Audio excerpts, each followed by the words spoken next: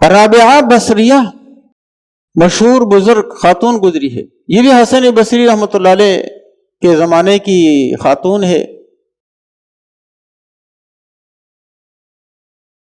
یہ بھی بصریہ ہے اور حسن بھی بصری ہے، کیونکہ دونوں بصرہ کے رہنے والے ہیں۔ یہ کوفہ اور بغداد کے درمیان عراق کا شہر ہے بصرہ، مشہور، اسلامی تاریخ میں اس کا بڑا نام ہے اور بڑا مقام ہے۔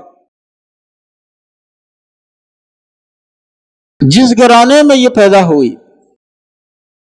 غریب گھرانہ تھا، ان کی پہلے سے 3 بہنیں تھیں، یہ چوتھی ہے۔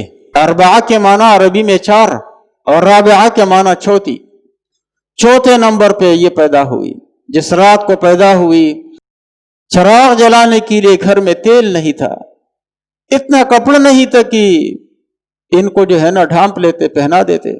تو بہرحال لیکن اللہ نے ان کو نیک سیرت سے نوازا تھا۔ پھر والدین کا انتقال ہوا، دونوں فوت ہو گئے، ان کی بڑی بہنیں بھی الگ ہو گئی، ان کی شادیاں ہوئی ہوں گی، یہ اکیلی رہ گئی، نکلی۔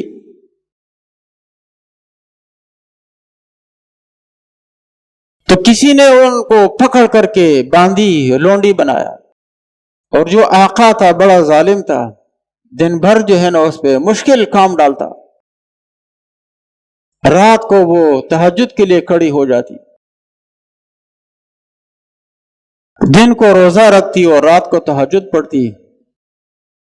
ایک دن آقا کی آنکھ کھلی رات کو، گھر میں کچھ روشنی سی ہے، کہاں سے روشنی آ رہی ہے؟ اندھیرا ہے، نہ چراغ جل رہا ہے، آدھی رات ہے۔ دیکھا تو ایک گوشے میں رابعہ سرب سجود ہے اور سجدے کی حالت میں کہہ رہی ہے، اے اللہ، تو نے مجھے مخلوق کے قبضے میں دیا ہے، اگر میں مخلوق کے قبضے میں نہ ہوتی، لونڈی نہ ہوتی، میں ایک لمحہ بھی ضائع نہ کرتی، ایک لمحہ بھی تیرے عبادت کے بغیر نہ گزارتی۔ آقا نے یہ الفاظ سنے، دیکھا کہ ان کے اوپر جو ہے نا ایک روشنی نما کوئی چیز معلق نظر آ رہی ہے۔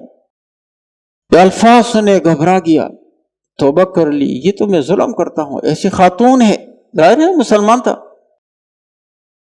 عہد کیا کہ میں ان کو آزاد کرتا ہوں۔ صبح خدمت میں حاضر ہوئے، کہا میں معافی چاہتا ہوں، آپ آزاد ہیں، ادھر رہنا چاہے میں آپ کی خدمت اپنے لیے سعادت سمجھوں گا، جانا چاہے آپ آزاد ہیں۔ آزاد ہو گئی، چلی گئی۔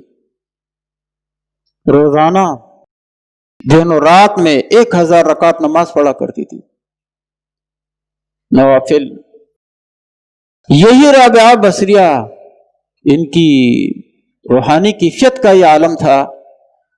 حسن بصری رحمۃ اللہ علیہ جب ایک مرتبہ ہفتے میں وعظ کہتے، دور دور سے لوگ آتے، جو وہی حسن بصری جن کا میں نے ذکر کیا، جو جوہری تھے، کسی زمانے میں جواہر کا کاروبار کرتے تھے۔ رابعہ بصری نہیں ہوتی تو وہ وعظ نہیں کہتے، یا سرسری وعظ کہہ کر چلے جاتے۔ لوگوں نے اعتراض کیا، حضرت جب رابعہ نہیں ہوتی ہے تو آپ وعظ میں دلچسپی نہیں لیتے ہیں۔ کہنے لگے، مجھے بتاؤ، جو دوا شربت ہاتھی کے معدے میں ڈالنے کے لیے تیار کیا جاتا ہے، تو کیا وہ چیونٹیوں کے معدے میں ڈالا جا سکتا ہے؟ میں جو کچھ بات کرتا ہوں اس کو رابعہ بصریہ ہی سمجھ سکتی ہے، آپ لوگ نہیں سمجھتے۔ اور جب جوش خطابت میں آتے، رابعہ بصری کی طرف متوجہ ہو جاتے، اے سیدہ، یہ گرمی میرے خطابت اور جسم اور دل کی، یہ تیری گرمی کی وجہ سے ہے۔ میرے بھائی، یہ دوستو، امیر بھی گزرے ہیں، فقیر بھی گزرے ہیں، یہ بھی، ان کا بھی بڑا نام ہے، ان کا بھی بڑا نام ہے۔